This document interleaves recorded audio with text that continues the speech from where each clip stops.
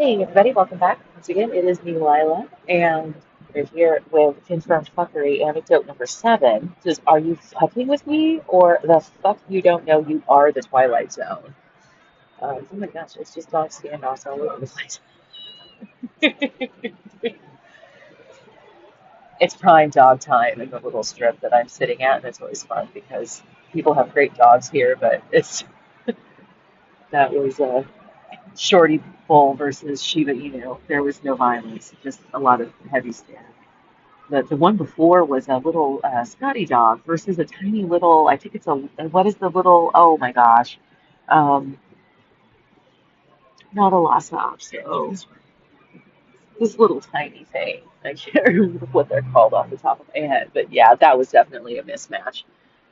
This one would have been an interesting fight. Okay, anyway. So this is a fun one, if I remember right, and it's very long. So I'm gonna really, really try my best to just read this one. I know I say that all the time. We're gonna try to do it because at this point I think there's three. There's this 7, 8, 9, 10 maybe, and there's only 3 journals left. But I think these start getting a little long in the tooth, all of them. So we'll find out. I feel like I've gotten off my chest about all that there really is to get off my chest. But then I always feel that way, and then something else like triggers something else in me. Um, so. That being said, maybe by the time we get to Stings and the September 2020 journal entry, I will have all of this out of my system and can just read them. Stings would be a good one to be able to just read because it really is just a bunch of little one-off, kind of like if you went to a stand-up comedian doing just like one-liners or something like that, right? There's not a whole lot of setup for the punchline. It's just a bunch of punchlines, right? So there, it should that one might just be a little bit more comical. But some of this too, like inspired me. Like I said, it's been so long since I was like immersed and like in this stuff in the moment that I could kind of from like a place of like being separated from it for a while and taking that step back. It's almost like viewing these things through a new lens. And some of this stuff is really seeming a lot more like scripted, setup, simulated bullshit than it necessarily did in the moment. Because in the moment, it very much just felt like, yeah, you're a caregiver for a crazy person. Um, whereas now it's like maybe things that were going on were a little bit more, oh, great outfit. Oh, so cute. The doggy has on a cute little Valentine's Day dress. Okay. So, a little foreshadowing. This was already number 6 before I researched anything that's mentioned in this anecdote. So, that being said, let's begin. So, that being said, though, I did end up changing the number later when I tried to order them in something that felt like a better developmental order, which has changed a million times. And obviously, I am not doing these in that order now either. But when I originally was writing this, this was anecdote number 6. He returned from a trip downstairs with some items that were donated and mentioned that there were some things downstairs. What are those called? They look like apples. By now, I've learned to take his associations very loosely, such that when he says they look like apples, all he means is that they are reddish and roundish. I'm not articulating this very well, but it's hard to articulate extremely vague. I think I articulated it perfectly fine. Okay. Suffice it to say that it could be anything from pomegranates to mangoes to dragon fruit to red bell peppers to a Pokeball. I suggested pomegranate, to which he replied with incredible confidence, almost scoffing, that those are little brown things. I think he was thinking of tamarinds, but now I'm thinking all he knows of pomegranates are the pomegranate arils, is the little seeds that are inside a pomegranate. I would it's like if I'm a whole new person, right? I'm a whole other bitch, right? So me back then was actually thinking of what he might be confusing with little brown things. Now I'm looking at it and I'm like, no, all he knows is the stuff that's inside the pomegranate. Whatever the case, I find it fascinating how little correlation there is between his cognitive attitude and his actual behaviors and intelligence level. By cognitive attitude, I am speaking in psychology jargon. Attitude refers to the way that someone feels about something. For instance, one has a positive attitude about their favorite things and a negative attitude about things that disgust them. What I'm saying is that his confidence doesn't match the experience. This is what piques my curiosity about his inner world and what exactly it is that he experiences as reality. At what point are you obligated slash expected to teach someone something trivial, and at what point is doing so considered disrespectful or petty? With one foot in the grave and another on the banana peel, is it uncouth to impose upon him an expectation of learning? On the other hand, at only 64 years old, is it really unreasonable to expect that he knows some of these things already? And additionally, is it not bizarre that he has made it this far in life with no one giving him feedback on his apparent cognitive disabilities? I find myself experiencing a strange combination of pity, shame, disappointment, and frustration. I feel bad that he apparently hasn't received the necessary feedback or instruction that he should have received, but at the same time, I am correspondingly aware that he may have brushed it off as unfounded criticism. Here's an example of the sort of information I'm referring to with the question of uncouthness above. How do I eat this? About what condiments to use on foods he has never had before. Like the Morningstar vegan chicken nuggets. He asked if there was some special sauce to eat them with. You mean like the same shit you would eat with regular chicken nuggets, probably? But of course, I didn't say that. What I did say was that I had never had them before either, so I didn't know what they tasted like, but that he could eat whatever he wants on them. If he tries one and thinks it would be better with ketchup, then eat them with ketchup. Okay, I'll do that then, he replied jovially as he left for the bathroom. The other day, however, when we had Jack in the Box and I gave him a mini churro to try, it went like this. Do you know what this would go good with? Another super annoying habit, starting conversations with leading questions that make his actual statement a punchline. No, what? I play along. Syrup. He said it like he was amazed at his culinary wisdom. So he can perform the behavior, but for some reason doesn't seem to realize that doing said behavior is a normal part of how human beings consume and customize food. Right? So like he totally gets it. It's like, here, eat this thing. Take about, oh wow, this would go good in syrup. Like, but you don't know how to eat a chicken nugget. Like, what the fuck is going on? Right? Man. Okay, like I said, it's like seeing this through these fresh eyes. It's like I read this, right, not remembering this experience, and even I can be like, yeah, that doesn't make any sense. How can you eat one thing one day and immediately jump to what condiment you would dip it in, but another day you're presented with a new food and you act like you don't know how condiments work? There's no consistency.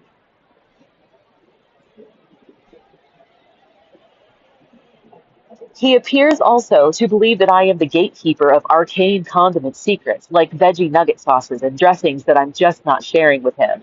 This is why my friend Kim nicknamed him FOMO. He constantly acts like I'm keeping things from him, even though there's no benefit to keeping such secrets. So there's like Exhibit D for the conspiracy theory that, excuse me, even just telling little stories about him here and there to an actual, excuse me, non-affected, like third party observer, their gut reaction was to nickname him Fear of Missing Out because he's constantly acting like I'm keeping something from him.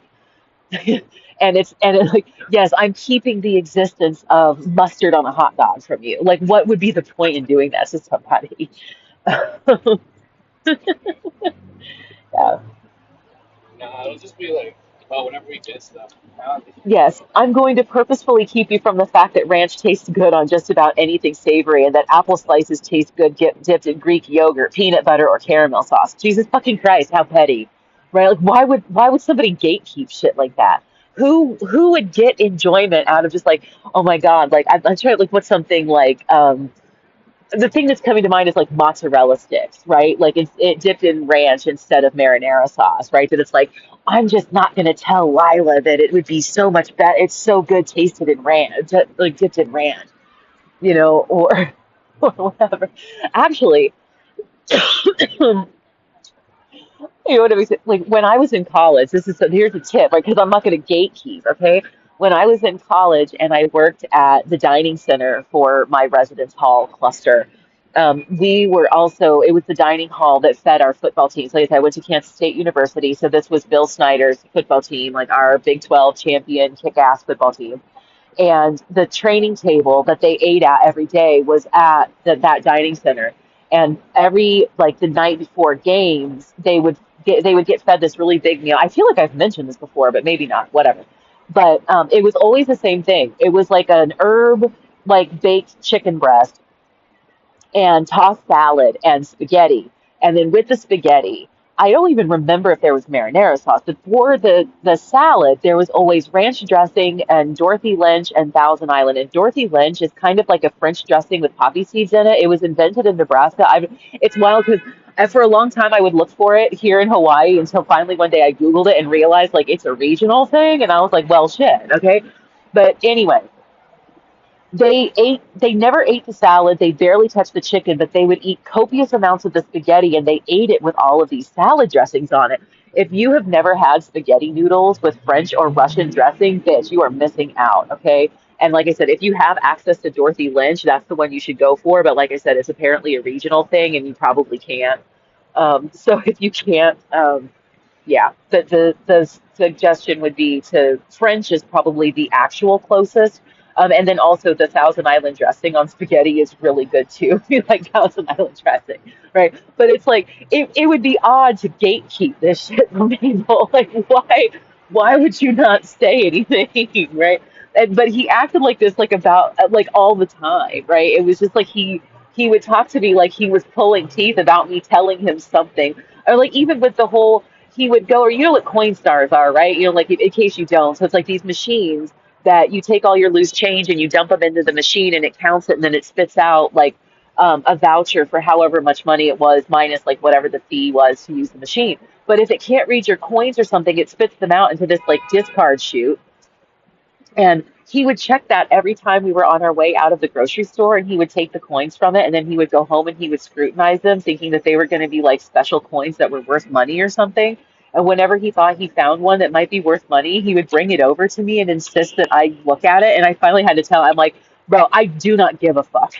Right? I was like, I do not care about these coins. None of them are actually going to be worth anything. And he'd bring them over like shiny pennies and be like, it's in mint condition. And repeatedly, I would explain to him, it is absolutely, by definition, not in mint condition because you got it out of a Coinstar machine. It's in circulation and it's actually circulated. It ended up in someone's pocket and they threw it down a machine. It's no longer in mint condition. And, well, I mean, I know, but, and I finally got him. They had like a coin collector expo downtown, and I was like, you should take all these coins that you think are worth something and go down to that coin expo and try to sell them. And he goes, that's a great idea. So he left one day to do that and came home utterly defeated and deflated. But it was like, bro, you need to put yourself in situations that will humble your ass. Like, oh my God. But anyway, God. But there's this part that it's like maybe he thought that he was getting at something else, always showing me the damn coins and so, and it's like, no, this shit is actually worthless. Dude. It's like that quarter that you think is worth $50,000. Guess how much it's worth? 25 fucking cents. Like, oh my God. Like, get out of my face with your stupid bullshit. Oh my God. Okay. What degree of aggressiveness would be considered appropriate with respect to teaching him this? Just let it go? Or is it actually disrespectful to not try to help someone wrap their head around themselves? What if this were the key to him figuring out why his once favorite cousin no longer invites him to family barbecues? Like, I feel like everybody, people get ghosted or like lose touch with people or like kind of friendships just fall off, you know? I mean, it's like, what if somebody like popping off in your face about something 10 years from now explains to you why like somebody just stopped calling you to come out with them on Friday nights or like, like are you keeping like really really important information from somebody, or should you just let it go because the guy's 64 and the fuck he cares about vegan chicken nuggets? I mean, I don't know. And I feel like, I don't know, like even now, like reading this, like give my own self advice, I'm like, dude, I don't know. I mean, I feel like that's a really good question, right? At what point is it just leave people alone? Anyway, I can certainly imagine him being given the information that pomegranates are round red fruits filled with pea-sized, very like edible morsels called arrows as personally offensive. I also imagine that he would just see me as being argumentative, too stupid to know what a pomegranate is, and brazen enough to talk back.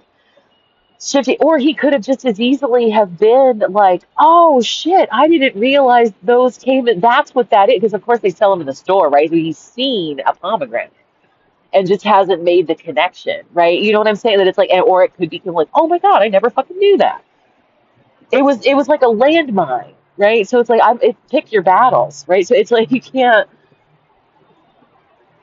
right? It's impossible to pick your battles when any particular piece of information could be the key to someone's understanding or the thing that makes them punch you in the face. Who knows?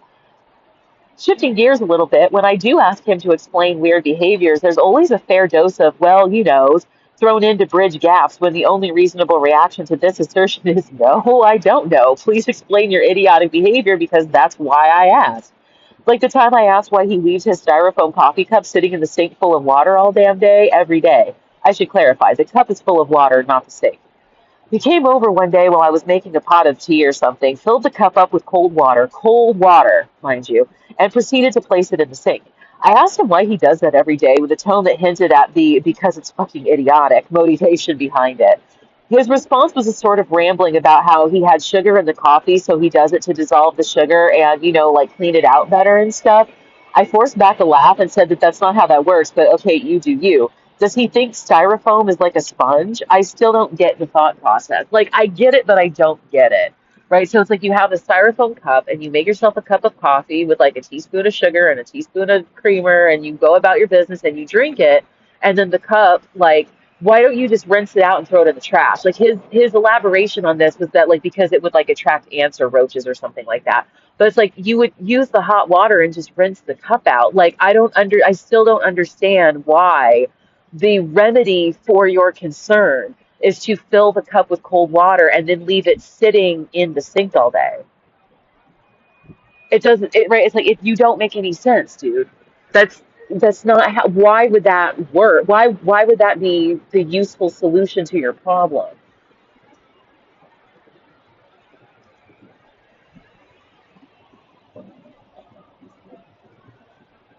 I still don't get the thought process. He does this with empty soda cans that are going to go in the trash, too. The styrofoam cups he keeps, which I don't mind so much because I rip them in half and use them as condiment cups. The cans just go in the trash, so I really have no idea why he insists on turning the kitchen sink into the set of the movie Signs. Right? I mean, it's just cans and cups sitting in the fucking sink full of water. Okay. What then closes this gap between his obvious intellectual disability and his evident belief that he is quite intelligent? I find it absolutely undeniably impossible to believe that people have told him he is intelligent, and equally impossible that he's never been told by anyone ever that he's not. The answer, in my opinion, is pathological narcissism. What he lacks in cognitive ability wouldn't generate his immaturity and bravado, and conversely, his cognitive disability is not sufficiently explained as the result of an immature, overconfident personality. The comorbidity of the two leads to some bizarre behavioral results. He attempts to predict the present, assuming what you said or what you meant by reading into what you say, but he ascribes his poor understanding of things to you before jumping to a conclusion. It's as if he made read between the lines his life mantra for interpersonal interaction without realizing that it's fundamentally impossible to do so at every turn. Of course, this is at least exacerbated by his hearing disability, but he insists that he could hear just fine. If you give him that benefit of the doubt, even though I know he can, then his great leaps to what he thinks I'm saying make conversation uncomfortably awkward at worst, and at best he makes such a hard shift between topics that it is impossible to respond in a manner that isn't directly indicative of his behavioral issues. That is an extremely long sentence. Um, so, like, what I'm saying here is if he's misunderstanding me because he can't hear what I said very well, that would make sense. But he insists that he heard me and then just leapt to some crazy consequence or conclusion that's so above and beyond and out of the scope of what I actually said that I can't track why he thinks I said what he thinks I said. And it kind of just makes things come to a stalemate, right? Because I don't know how to respond. You know, I say think that it's like if I ask like, what do you want to have for dinner tonight? I was thinking we should just order pizza from Pizza Hut, my treat. And he responds with, oh yeah, I love lettuce on my tacos. And I say, I didn't ask about tacos, I asked about pizza. And he's like, You definitely talked about having Mexican food tonight, and I've literally never done that. I don't know what to say next, right? Because the next thing to say would be, I've literally never said that, right? I don't know who you think that you've been talking to, but it wasn't me, right? If I ask what genre of movie he wants to watch, he'll tell me he already has Tubi pulled up on his laptop. If I ask if he wants to have chicken or pork chops for dinner, he'll laugh and say that I love my salad. Now, you do love salad. Like, okay, bro, like you either can't hear me or you're speaking a foreign language, like you think I'm talking about something else and that your responses make sense. This sort of weird shit going on with people started when I was back at K-State to get my second degree in philosophy. Because it's one of the complaints that I leveraged against like just people in the department too in general. There was an incident with a professor where I don't even remember what we were discussing in class, but I answered one of his questions, right? I said X, and he said, no, I don't think that's right. I think it's more like, and then he repeated what I said and then continued to lecture, right? The end of class, like the girl who was sitting next to me, she leans over and she's like, did, am I crazy or did he literally just repeat verbatim what you said? Like you said this and then he said no and then just verbatim repeated you in order to correct you. And I'm like, okay, good. I'm not crazy. Other people are noticing this shit. And so then after class, and she stood there and other students stayed behind too to ask because they're like, now we're all confused. Right. And I said, but when I said that, you said no, but then you said what I said. And he looked me dead in the eye and said, I think that sometimes like you think that you're saying X, but you're really saying Y. And so when we say like, no, we try to explain why Y isn't exactly X, that's what we're trying to do. And I'm like, dude, you literally said no and then repeated me word for word, right? Like if I said the record for strikeouts in a baseball game is 21, which is 2 innings shy of being the entire game. And you said no, because the entire game is 27 strikeouts. So the record for strikeouts in a game, if it's 7 innings total, would be 21 strikeouts. I just fucking said that, right? But that's not what happened. What happened was this. What's the record for strikeouts in a baseball game, in a professional baseball game? I raised my hand. Lila, the record for strikeouts in a Major League Baseball game is 21 strikeouts. No, the Major League record for strikeouts in a baseball game is 21 strikeouts. That's not even what happened. What happened was this. Does anybody know what the record is for strikeouts in a Major League Baseball game? Lila, it's 21 strikeouts. No, it's 21 strikeouts. That's what happened. And everybody in the fucking room heard him fucking do it. And then when he was confronted with what the hell that was, he literally said to me, I think that when you're saying X, you don't realize you're really saying Y. Bruh, I said the answer to your question was, it's 21 strikeouts. It was pretty fucking objective, right? These experiences that I've had with, I swear to God, I feel like no one would believe me, right? Like telling this story now, I'm like, if I were just somebody else listening to me, I'd be like, man, this bitch has a victim complex. And I'm like, I swear to God, this has happened, and it happens repeatedly, and it would happen with this jackass, right? That it's like I ask you like, do you want to watch a scary movie or a funny movie tonight? I think we should watch something on Tubi. What the fuck, bruh? What the fuck? Oh, did you not hear the question? Oh no, I heard you just fine. Then how in the fuck is the answer you gave me an answer to my question? But in the situation that I'm in with this guy, I can't like lose it, right? But it's like this is having this happen with somebody repeatedly, you would eventually cuss their ass out and walk the fuck away. Whatever the powers that be are, whether it is just the universe and my life is just a shit show fucking dumpster fire, fine, whatever. But like when I say like evidence of the fucking conspiracy theory that somebody is doing this shit to me, I don't understand what they're doing because I can't parse any information about the grand scheme of things from just being surrounded by retarded assholes. It doesn't work that way. I would have to just be reading into shit. It doesn't make any sense. They, I don't know what they think that I can get out of this. Related to this problem is that he will repeat what I just said to him back to me as though he just thought of it independently. Bro, and this is so funny. I swear to God, I am independently. I'm not staring at the screen and reading ahead. I'm literally like out here flailing my arms around and not even listening to my screen when I'm doing the commentary. The multitude of times that I have gone off on something that then turns out to just be the next paragraph, that's organic. Like my mind is just actually on beat on this shit. Okay? Anyway, related to this problem is that he will repeat what I just said to him back to me as though he just thought of it independently. It goes beyond solving Wheel of Fortune puzzles, which I've mentioned before. The most clear example in my head is the time I asked if he had seen the movie The Interview, the controversial movie that was banned because it's about assassinating Kim Jong-un, the leader of North Korea. You know, there was a lot of controversy about this movie. It was banned, he responded. My eyes widened as I cocked my head and smirked. He noticed and just stopped talking. Like he literally just repeated me, right? And I like, why is it that when I'm talking about this, my mind literally goes to another incident of some other jackass that was doing this, that's done this to me in the past?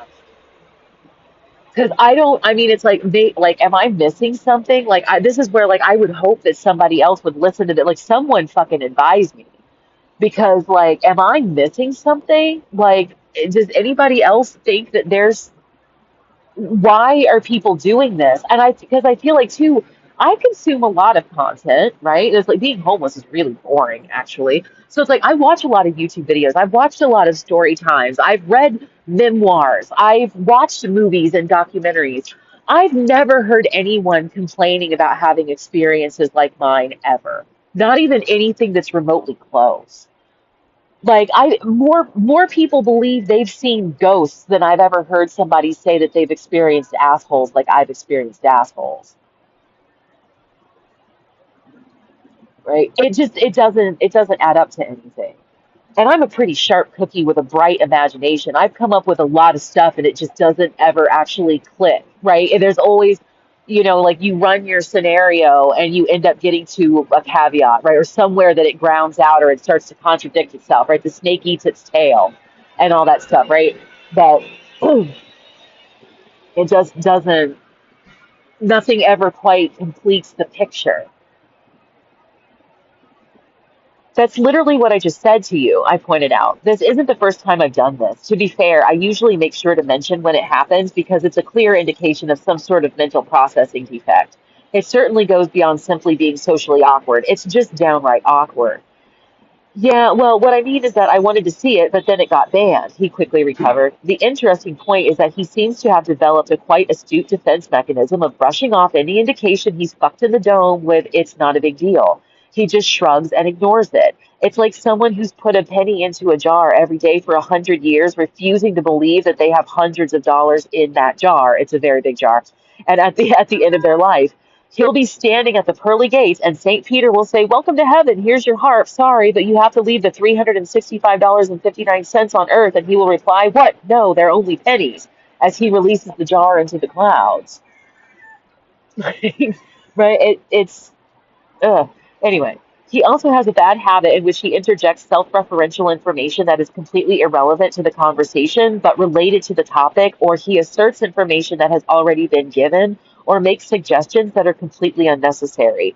Normally functioning people would not do these things, and sad to say, it's quite laughable, really. It's hard to tell whether he does it because he doesn't understand that the rest of the group doesn't give a shit, narcissism, or because he genuinely doesn't realize that it's not useful, ignorant. I get the impression that he's trying too hard to come up with a way to involve himself, that he doesn't pay enough attention to what's actually happening. Let me give you a few examples. I had to call a taxi once for something. The reason escapes me at the moment, but it's not important. His phone bill hadn't been paid yet, and as he was trying to find quarters so that I could use the payphone, I asked why we don't just go downstairs and ask to borrow Jane or Reggie's phone. He shrugged and said something passive like, oh, that's a good idea, or I guess we could do that, as though it's not the obvious course of action. As I am about to dial the cab, 4222222, Reggie starts singing the jingle. It's kind of hard not to do. He responded to Reggie giving me the phone number as though he had asked why I needed to use the phone. So, okay, so, all right, so we go down. We're like, hey, Reggie, can we borrow your phone? I need to call it. He's like, mine's not working, and Lilo needs to call a cab. And he's like, oh, okay. He's like, yeah, call the cab. And you were like, 4222222, the cab. And then he says, like, yeah, she needs to borrow your phone to call the cab. Like, right. Like like, for someone who insists they can hear so well, you can't keep up with any conversation that's going on around you.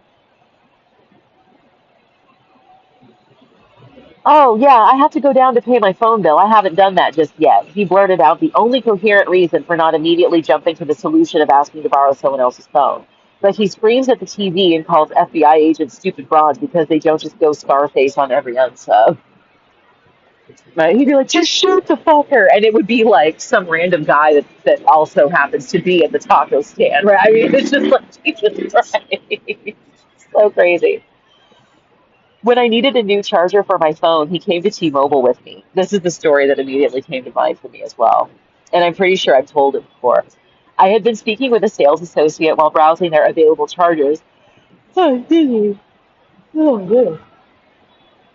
While browsing their available chargers for a minute or so before he blurted out that I should tell him that I was there to buy a phone charger. Duh, motherfucker, what the hell? Or if I'm speaking to a customer service representative on his behalf, he will insist that I tell him something he scribbled on a sticky note.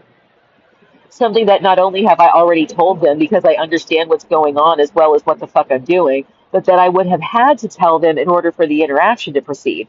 Like, I've been on the phone speaking to this representative for 5 minutes. I've given her your account number. We are way past this. Last but not least, best example. I had to stay in the hospital for a few days, and when I left, I forgot my phone charger. When I called to find out if they had it in the lost and found, I told the person on the phone where I had been, wing, room number, nurse's station number. I could remember where I had been. True story. She put me on hold while she connected me to that nurse's station. During my silence, he turned around with a sticky note with my room number on it and instructed me to tell them that this was the room I had been in. He had the note from when he had had to call the hospital to find out what room I was in so he could come visit. Side note, but if someone is in the hospital and they don't make an effort to provide that information to you, then maybe you're not a very welcome guest. Basically, the problem is that for as much as he says that he can hear or that he knows, all evidence is to the contrary. Same goes for just talking to me like I can magically hear him through my headphones, but when I mention it, he gets aggravated and insists that he knows I can't hear him. I remember going through this phase when I was a child, believing that you could just say, I know, and be a know it all under the guise of being helpful, but grew out of it at a certain age of reason when it became apparent through my own experiences with people doing it that it's fucking irritating and just makes you look like a chode. Much of what he seems to think is intelligent deduction reeks of confirmation bias and begging the question all rolled into a neat little package of putting words in your mouth such that you just don't know how to say what you mean. That goes double for anything that indicates he's mistaken. I sometimes get the impression that since I don't thank him or praise him for the help, he thinks I'm a stupid, selfish bitch, but laughs it off to himself, thinking that one day I'll get what's coming to me. The reality is that he's so far behind the curve that he can't see that he's behind a curve.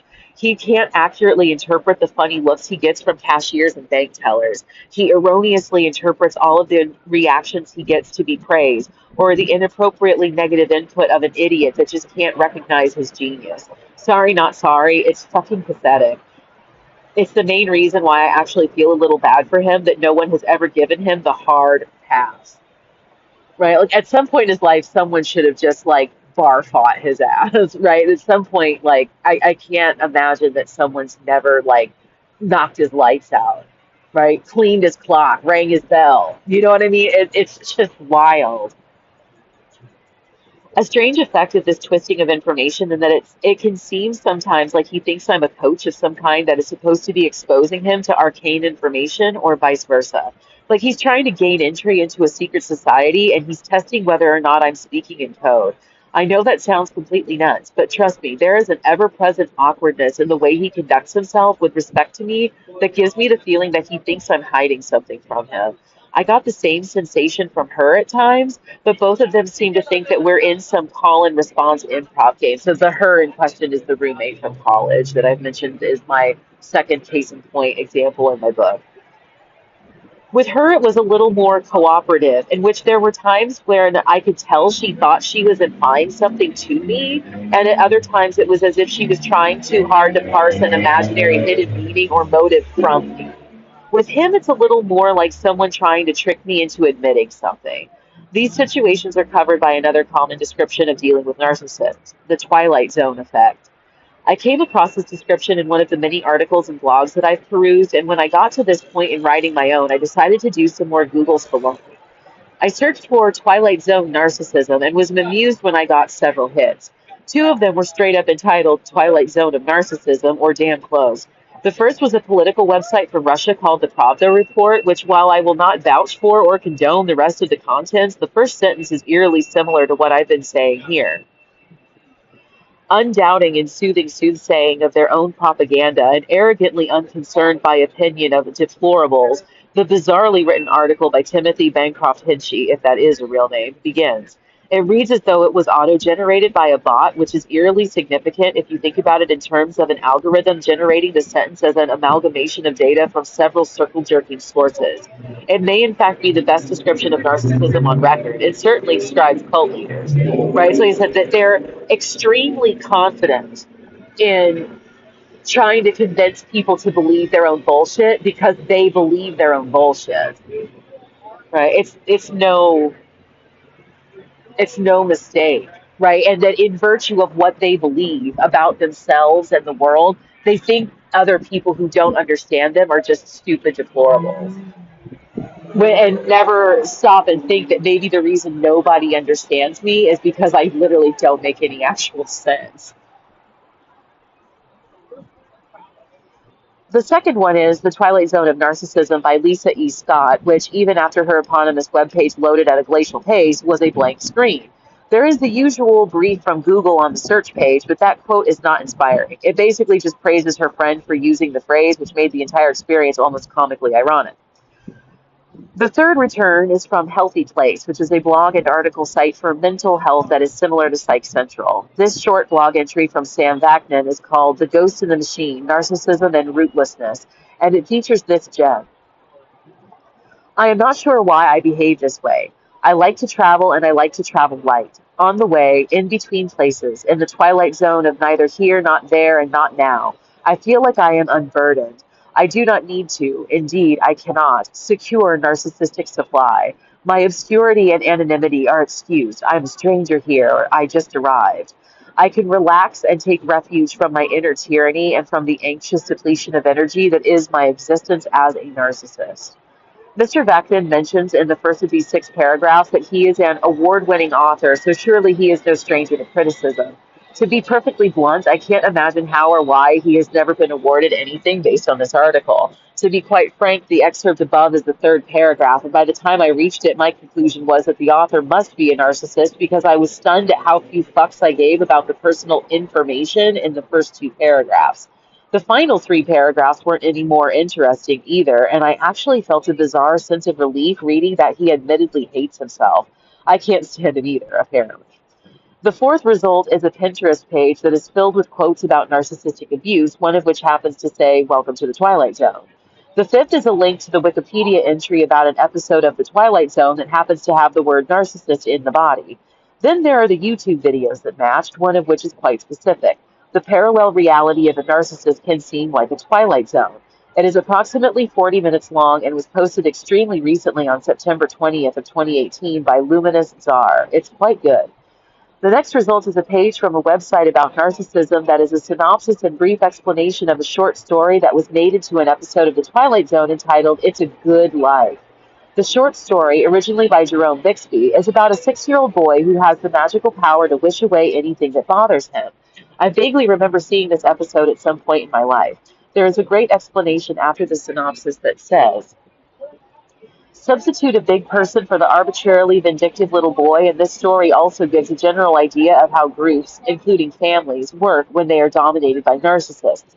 But bear in mind that there's a necessary requirement for such a reign of terror to continue: the isolation of a captive audience. One of the ways tyrannical narcissists isolate their captives is by telling them that they must keep secret what goes on inside or face dreadful punishment because they're so special that no one outside the group is capable of understanding them.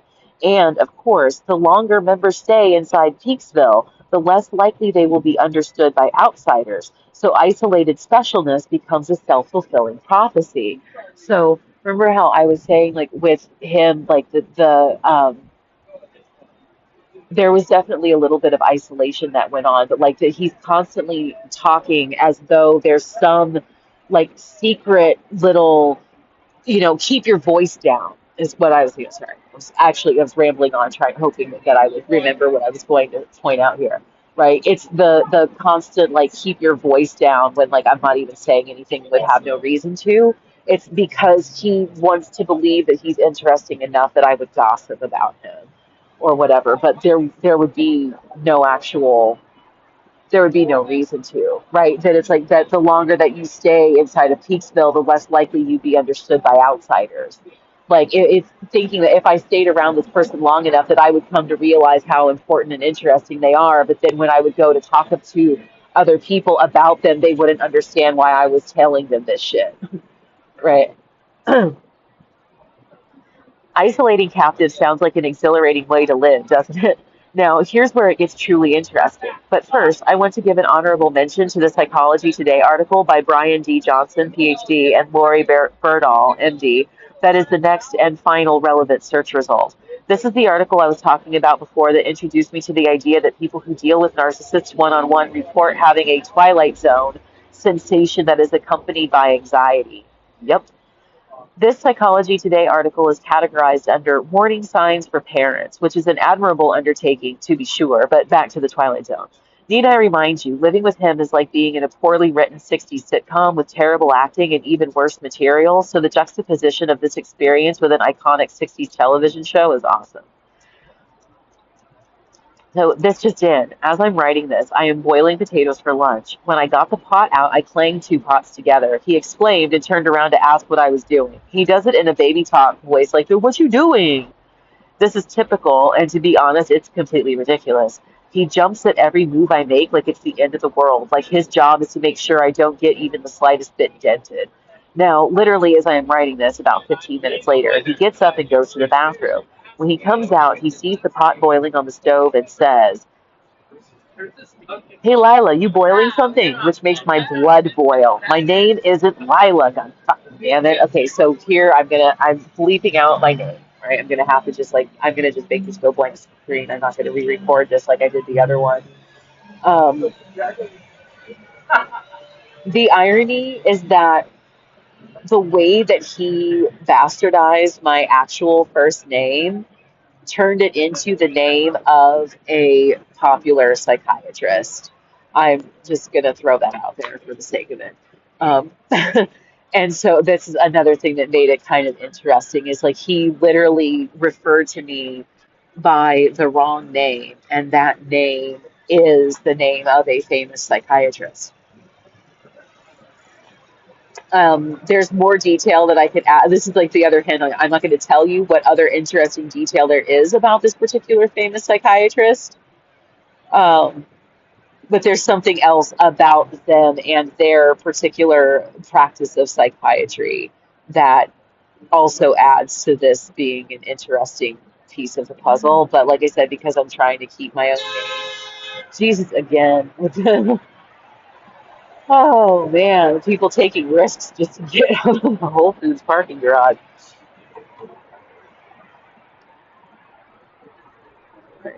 My name isn't Lila. God fucking damn it. Of course I'm fucking boiling something, you fucking idiot. You literally saw me start fucking cooking something in the fucking kitchen while I was getting the fucking pot out. God fucking damn it. He's waiting for his health insurance provider to show up so that they can do their 6-month checkup appraisal, something or other. They said they would be here sometime between 11 a.m. and 4 p.m. He went downstairs at 11, came back at 11:45 with toilet paper and paper towels from Walgreens, lamented that they weren't here yet, and then at about 12:30 announced that he had had it with waiting for these people. He reiterated this at about 2 p.m. while I am boiling the potatoes, and on the nose, they called him as soon as he settled in to take a nap. Thank goodness, now I don't have to try to be quiet while mashing my potatoes. Much unfounded, aggravated rambling ensued, and he went back downstairs. I swear, literally everything this man does is irritating. Every move he makes, every thought he has, every molecule of oxygen he wastes is the bane of my existence. He is a pox upon the earth to balance out the truly useful people. Now, back to the Twilight Zone, the television show, not the TZ that is my life. I am certain I have found a kindred spirit. At the bottom of the page about the Good Life episode, one is encouraged to check out another page on this site that compares the expected behavior of a 6-year-old to that of a narcissist. Have you noticed the number of times the number 6 has come up in writing this? That's why I mentioned that at the beginning about this being also anecdote number 6.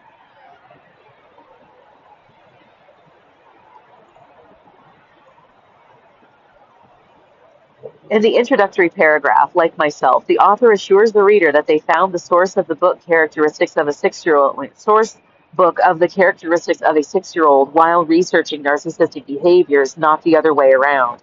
The post, Selected Characteristics of Normal 6-Year-Olds, is based on the book Your 6-Year-Old by Louise Bates Ames and Frances L. Also similar to my perspective, the author offers the following. It has also bothered me that the little clinical literature I found is quite hostile to narcissists. I certainly know that they can be utterly impossible, but the truth remains that the narcissists I've known were genuinely lovable about half the time. The problem being that they want to be treated as special in ways that they just ain't special and will hate you for loving them for what they regard as the wrong reasons. The post continues with a list of traits as well as the corresponding page numbers from the book, most notably for this piece are: he is so extremely anxious to do well, to be the best, to be loved and praised, that any failure is very hard for him. Page 6. Delighted by any silly thing that calls attention to himself, may do silly, show-offy things to call attention to himself when he feels neglected or shut out. Pages 71 to 72. And random and unconstructive expenditure of energy. Page 31. These behavioral tendencies explain a lot of the TZ. Last night, for really the first time ever, I found myself wanting to bark at him to just sit down and stop being so hyper-interested in random petty things. He's sort of like a dog that stops chasing his tail to pick up a chew squirrel, darts off into the day towards who knows what he's sniffing, and choke, gets yanked back to reality. Barrel rolling into the side of the house, knocking over his food, starts eating the Kimmel off the ground. You get the idea. I've also likened him to Stuart from Mad TV and his look what I can do antics. He keeps asking me about where I want certain perishable items, meat especially. He doesn't ask me if I want the salad in the freezer or the ice cream in the refrigerator, but when he bought bacon today, he asked me where I want it, in the freezer or in the fridge. Why in the fuck would I want it in the freezer? The question is so objectively goddamn dumb. When would we ever put bacon in the freezer? He has these sorts of moments quite frequently. Fleeting. Like, what in the actual fuck are you thinking when you do this, or ask that, or say these things? It's as if he is attempting to prompt a certain response. I do not think that he actually means to be asking about putting the bacon in the freezer. It's as if he thinks that this is an acceptable way of implying something else, like asking if he should send a complaint email about yesterday's grocery purchases or something. Like he's trying to elicit the sort of tangentially related or encoded response that he so frequently offers me whenever I ask him a question. Sorry, sucker, I have no interest in learning the rules of your peculiar style of engagement. And before you say I'm being too critical, riddle me this. Why, at 3 p.m., does he go to the store to buy meat for dinner, for example, pork chops, hamburger, etc., then ask me if I want it in the freezer during grocery show and tell? When I say that he asks these things that are objectively goddamn dumb, I mean that shit. He must believe that he can reference something I have no experience with when he's talking to me. Like, putting the meat in the freezer is code for sign into this alternate Facebook profile so that I can have a secret conversation with you. Or some dumb shit. And it's like that, okay, like if I put the meat in the freezer at 3 p.m., if you take it out at 5 o'clock to make hamburgers, like it still won't be frozen. So doing that, like, I don't know. Or like he knows I'm still going to put the meat in the refrigerator. I just want you to tell me yes to putting the meat in the freezer, quote unquote. Right? It's so strange.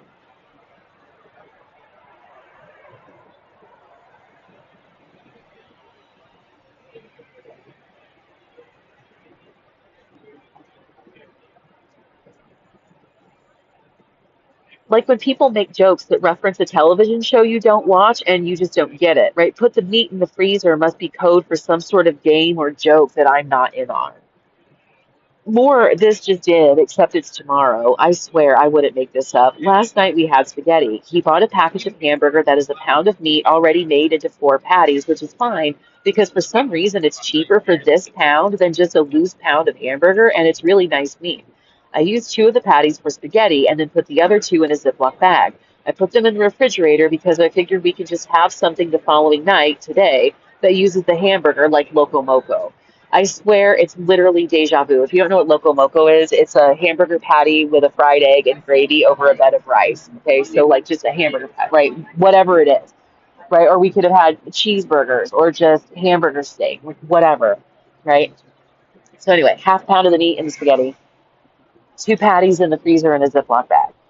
I put them in the refrigerator. We use them today. I swear it's literally deja vu. We just did this dance the last time we had spaghetti, followed by Loco Moco. After he puts his leftovers in a container, he puts it in the refrigerator and sees the package of meat and then asks me if I want it in the freezer instead. Why in the fuck wouldn't I have just put it in there? I am not psychologically disconnected from the moment. I don't do absent-minded shit on a regular basis. I am consciously aware and deliberate about pretty much every fucking thing that I do.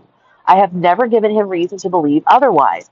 I can't comprehend the stupidity that is involved in asking someone if they want to rewrite history and make a different decision. God fucking damn it. But it falls right in line with the idea that your name somehow defines you, and that in calling me Lila, a name that I have had no hand in creating nor admitting to, he is theoretically referring to someone else. This person that he has me confused with came out of the same ether this fucked up moniker did. We have once again come full circle and landed back at the problem of what is going on in his reality that makes him behave as though I know something. I think he thinks I'm privy to this world, and don't worry, the correlation between what I'm doing now and the shaky bakey Comedy Central show is not lost on me. There's your clues. I almost feel like fuck, just drop the facade at this point and say like screw it. you could you could just look and see what the name he was calling me was. Like, fuck it. Here are two hypotheses I cooked up. I thought about his behavior, what he thinks he's doing, and what the fuck it has to do with me, like those memes. You know the ones. There's the six panels captioned what I think I'm doing, what my parents think I'm doing, what my friends think I'm doing, like what people think I do slash what I really do is the official title. Anyway, here goes. First hypothesis, a figurative example, pun intended. If you tell me that the derivative of x cubed is 3x and the derivatives of x squared is also 3x because thinking of 3x is supposed to make me anxious about my pant size being 3x and thereby get me to put down the ice cream, it's only going to work if I'm self-conscious about my size. If I'm not, then I have no idea what you're getting at with the 3x implication that I'm fat because I couldn't care less. I also have no idea why my reaching for the rocky road has suddenly inspired you to offer me a trivial and fallacious calculus lesson. It's kind of funny because when I recorded the other one earlier today and I mentioned seeing my friend Kai leaving the building, when he came back later, he came up I was in the dining area of the Whole Foods eating my Greek salad, and he showed up with a acai bowl from Lani Kai Juice. There's Lani Kai Juice inside the Whole Foods. And anyway, and then we said that we had a really good conversation for like 30 minutes to an hour, at which at some point we both ended up talking about taking calculus in college. Like, what the fuck, dude? Like, this is so weird. Anyway, so I ask you to explain your math in more detail because I recognize that it is flawed. But you can't because you knew when you said that faulty shit that you had an ulterior motive that didn't play out correctly. You're left with nothing but mumbling and leaving the room or admitting that you're a dumbass that's just fucking with me. Similarly, if by insisting that the meat goes in the freezer, he was hoping to make some implicit play at some covert communication game that I'm not privy to, then he just said something evidently dumb as well as incredibly pointless. So, like I said before, it's almost like constantly being poked and prodded or having my temperature taken to determine whether or not I knew about whatever the fuck was going on. Right? It's like if people try to test whether or not you know about Fight Club by like implicitly talking about Fight Club. So you're not technically breaking the rules of Fight Club because you're not directly talking about Fight Club, but you are still wink, wink, nudge, nudge, mentioning or referring to Fight Club and then seeing if I take the bait. That shit was fucking irritating. Right? It's like I can figure out enough. It's like if you can tell somebody like you don't speak Spanish in Spanish and then they take that to me, right? It's like it's the only thing I have cared to learn up until this point about this game is being able to figure out that people are playing some dumb shit.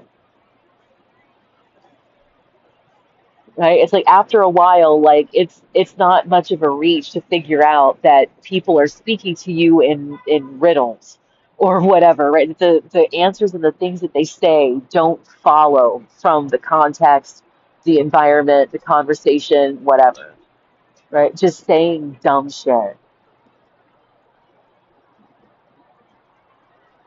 It seems like it would be incredibly easy and sensible to recognize that someone isn't playing the game with you. I can't just smack you on the shoulder, yell, tag, you're it, and expect you to chase me around the house. Taking that one step further, if you for some reason don't even know what the game of tag is, then I just assaulted you. As a matter of fact, I've assaulted you first and foremost. The alleged game of tag is a red herring, point blank. Bothering me with all the fallacious calculus lesson when I reach for the ice cream is just like a crazy person sitting down next to you at the doctor's office to tell you about how the sunbeams are teaching them how to make all the fish turn purple. It's strange at first, but eventually the continuing behavior becomes harassment. Right? So like I said, it's like if you hit me and say tag, you're it, and I don't know what tag is, all you've done is hit me and say some crazy shit. I'm not so out of touch with reality that I don't understand that you hitting me is wrong.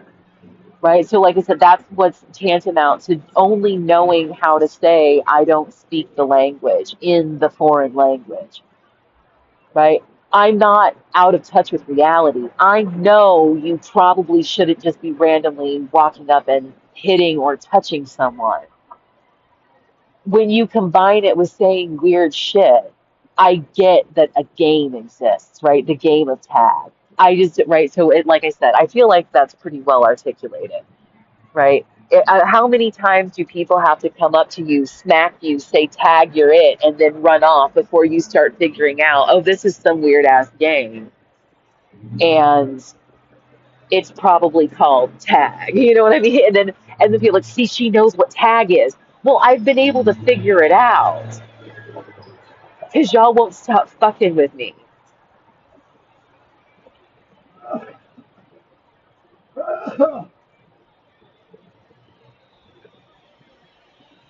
Second hypothesis, in the same vein as catfishing and shadow profiles and all other sorts of internet-based fuckery, please humor me with the following line of thinking. It would be incredibly easy for someone who knows me to use my likeness in order to reel him into this situation.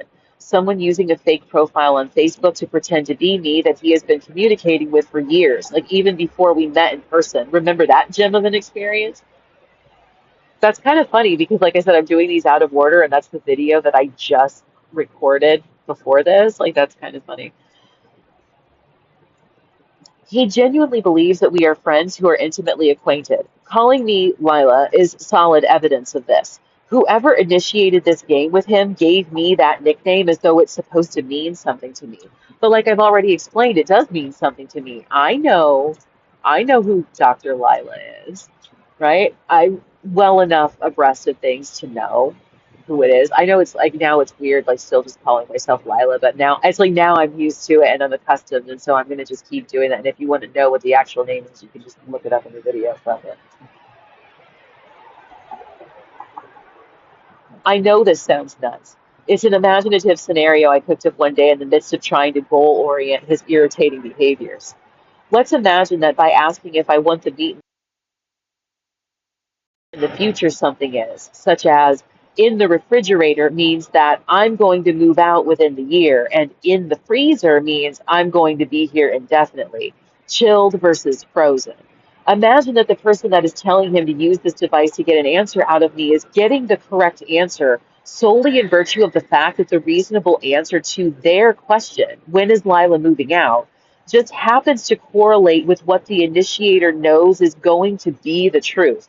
In other words, if the initiator knows that I will move out within the year, then all they have to do to get me to give him the answer that is correct is set up the encoded question. Do you want the meat in the freezer? Such that my reasonable, realistic answer will correlate with their truth. And at no time do I even have to know about the initiator, nor the fact that I will be moving out within the year.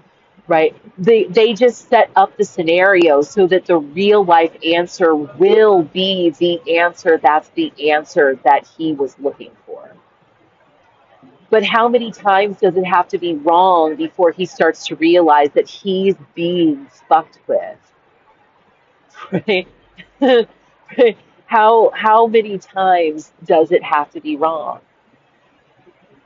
before you would realize that whoever is doing it, like that somebody's messing with you, right? I don't have any direct information coming through or whatever, I guess, unless you want to consider his behavior direct information. But like I don't have any specifically direct information, and I have an easier time figuring this out than he does when he's speaking directly to like the person in charge. Right. So it's kind of like if you were middle management and you only know how something is supposed to be done because the boss told you how to do it. But then the people that you're managing know how to do it because they do it every day as a part of their job. And then when you're mystified, it's like, how did you know how to do that without me telling you? Like, because I have to do this. I'm actively doing this, right? So it's like, and that at no point the boss knows they don't have to tell you how to do this because you have to be doing it. So of course you know how to do it. Anyway, I think that's going off the rails, so we're gonna just move on.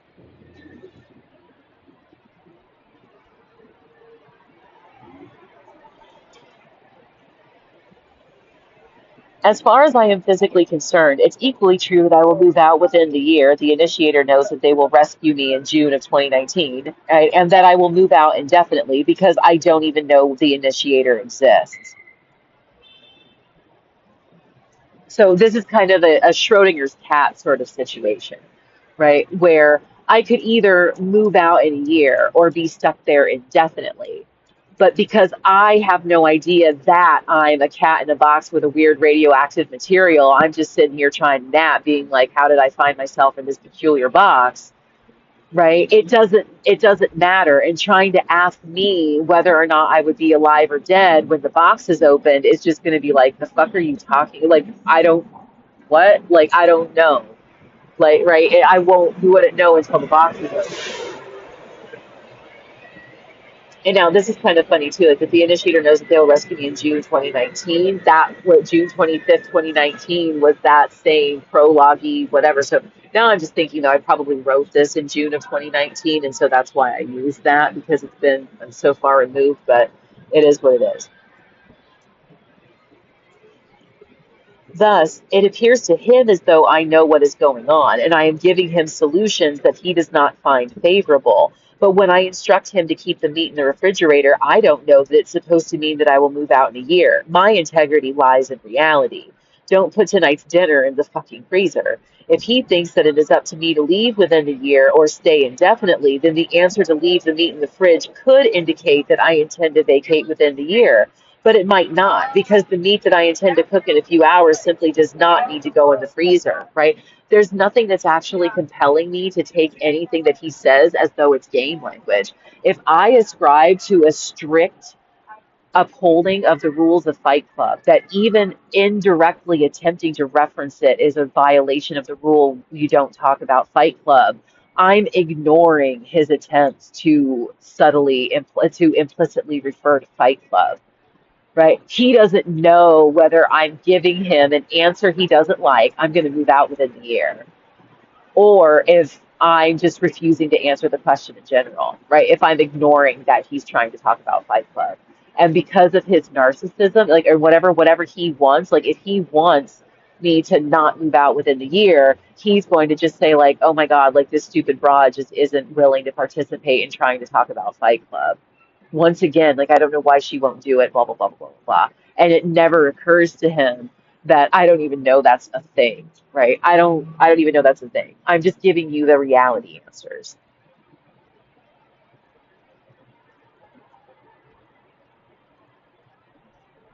I don't even know about the game, but in his mind, I could just give him the answer he wants by telling him to put the meat in the freezer, so why won't I give him peace of mind? Most people would say that it would be reasonable for me to do so. Just tell this man what he wants to hear, right? If he keeps asking this, at some point just let him scratch the itch and tell him, yeah, put the meat in the freezer. But I obviously cannot do that if I don't know there's something going on, right? It's like the answer is to keep it in the refrigerator. Like, why would I, what would be the point in that? Because it does it because I intend to cook with it in a few hours, it actually needs to stay in the refrigerator. So what am I supposed to do? Tell him, yeah, put it in the freezer and then wait 20 minutes and then get up and pretend like I'm going to the bathroom and then take it out of the freezer and put it back in the fridge? Like what would be the point in all of this drama?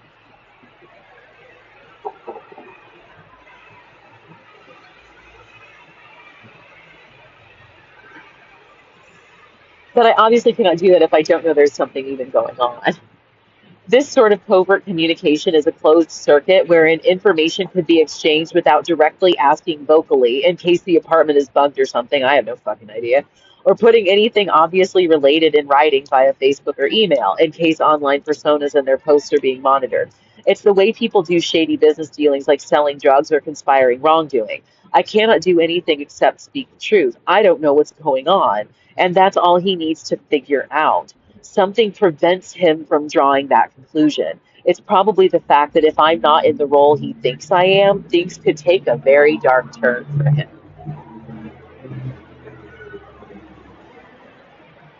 And then, of course, I have all of my little footnotes. Some of them are actually just the referential links to a lot of this stuff. So I'm going to just leave it here on the screen if you want to. Yeah, I mentioned that, like what Loco Moco is. Um, Pretty sure, like, you're familiar with the movie Signs, the M. Night Shyamalan movie Signs. So that. Excuse me. Oh, it is. So, all that being said, I think that's enough and good for now on this anecdote. It's getting kind of late and dark and cold, and so I'm going to leave it there for now, and I will talk to you guys later. Bye!